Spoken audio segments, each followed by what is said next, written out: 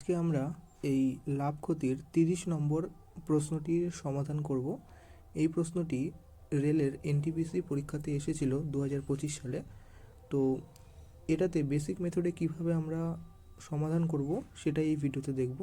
দেখো, এখানে বলা রয়েছে যে এক দোকানদার দুটি পণ্য বিক্রি করে, প্রতিটিরই বিক্রয় মূল্য হচ্ছে 891 টাকা, মানে 891 টাকা করে দুটো পণ্য বিক্রি করে, যেটাই প্রথমটিতে 10% লাভ হয়, দ্বিতীয়টিতে 10% ক্ষতি হয়।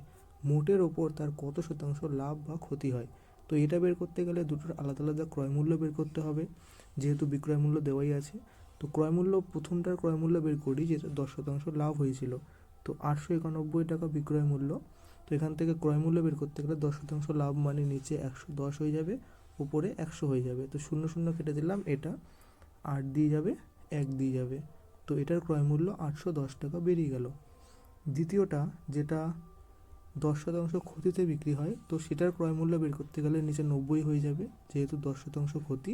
তো 0 0 কেটে দিলাম, এটা 9 9 81, 9 9 81, তো 990 হয়ে গেল।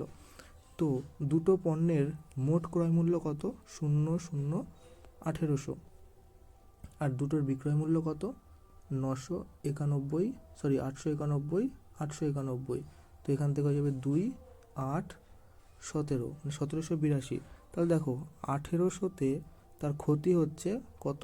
এই 1800 থেকে 1782 বিয়োগ করলে 18, একে কত, 100-তে কত? 0 0 কেটে গেল, 18 18 কেটে গেল, 1% ক্ষতি হচ্ছে। তো উত্তরে যাবে অপশন বি।